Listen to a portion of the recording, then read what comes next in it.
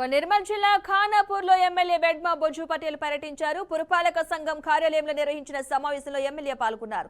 జిల్లాలోని వార్డుల అభివృద్ధికి 4 కోట్ల నిధులు మంజూరు చేసినట్లుగా తెలిపారు. గ్రామాల్లోని తాగునీరు, రోడ్డు, మురికి కాలువల సమస్యలను పరిష్కరించామన్నారు. ప్రజలకు అన్ని సౌకర్యాలను కల్పించడంలో కృషి చేస్తున్నామని అన్నారు. రాష్ట్ర ప్రభుత్వం ప్రతిష్టాత్మకంగా 4 పథకాలపై చేస్తున్న గ్రామ సభలను ప్రజలు సద్వినియోగం చేసుకోవాలని సూచించారు.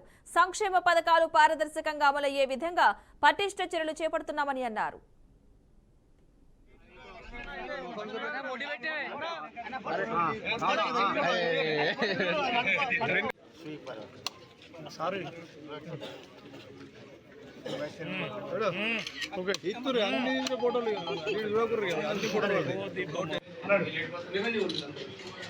స్పష్టంగా చెప్పడానికి ఈరోజు అది గ్రామ సభ లేకుండే వాస్తవంగా ఇళ్ళని ఎంపిక చేయొచ్చు, కానీ మేము ఎందుకు చేయలే? ఆ రకమైన ఎంపిక జరిగితే అధికార పార్టీకి సంబంధించిన కావచ్చు, ఇంకెవరకు ఆ నిజమైన లబ్ధిదారులు చేరాలి కాబట్టి ఓపెన్ బహిరంగంగా గ్రామ సభ పెట్టి ఆ గ్రామ సభ ద్వారా ఎవరికి ఇల్లు ఉంది, ఎవరికి ఇల్లు లేదు, ఎవరికి రేషన్ కార్డు ఉంది, ఎవరికి రేషన్ కార్డు లేదు, ఎవరికి రైతు భరోసా ఉంది, ఎవరికి వస్తలేదు, ఆత్మీయ భరోసా ఎవరికి రావాలి, ఎవరు రాకుండా కొంతమంది అదే లిస్ట్ ఫైనల్ అని అనుకుంటారు. వచ్చిన లిస్ట్ ఫైనల్ కానే కాదు. మళ్ళీ చెప్తున్నాను, ఈరోజు గ్రామ సభ ద్వారా ఎవరైతే నిజంగా అక్కడ ఎలిజిబుల్ కాని వాళ్ళు ఎవరైనా పేర్లు వస్తే వాళ్ళని డెలిషన్ చేయొచ్చు. ఒకవేళ ఎలిజిబుల్ కాని పేర్లు అక్కడ రాకపోతే దాన్ని ఎడిషన్ చేయొచ్చు.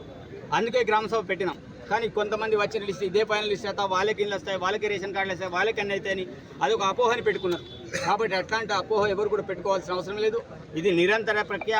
మన ప్రతి నియోజకవర్గానికి 3500 ఇళ్ళని కేటాయించడం అనేది జరిగింది. దాంట్లో కూడా రిమార్క్స్ కాలంలో చాలా స్పష్టంగా వాళ్ళకు పెంకుటిల్లా, రేకులిల్లా, లేకపోతే పాలిథీన్ కవరా, లేకపోతే ఏ రకమైన ఇల్లు ఉంది చాలా స్ట్రక్చర్ వైజ్గా రాయడం అనేది జరిగింది.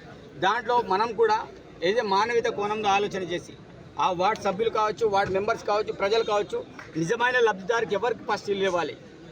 మన ఇల్లు కొద్దిగా మంచిగా ఉంది, ఇంకోటి ఇల్లు మాత్రం చాలా దూరంగా ఉంది, అట్లాంటి వాళ్ళకి మనం ప్రయారిటీ ఇస్తూ వాళ్ళకి ఎంకరేజ్మెంట్ చేసే విధంగా మనం చేయాల్సిన అవసరం ఉంటుంది. కాబట్టి ఆ రకంగా మీరు కూడా పారదర్శకంగా జరగాలి అనే కాన్సెప్ట్ తోటి ఓపెన్గా బహిరంగ సభలు పెట్టి మన ఇంటిది గ్రామ సభలు పెట్టేసి ఇది చేయడం అనేది జరిగింది. కాబట్టి ఇట్లాంటి అంశాల విషయంలో ఇంక ఏది కావాలనుకున్నప్పుడు కూడా జనాలు ఎవరు కూడా ఇబ్బంది పడాల్సిన అవసరం లేదు. ప్రతి ఒక్కరు కూడా చేసే బాధ్యత మాది.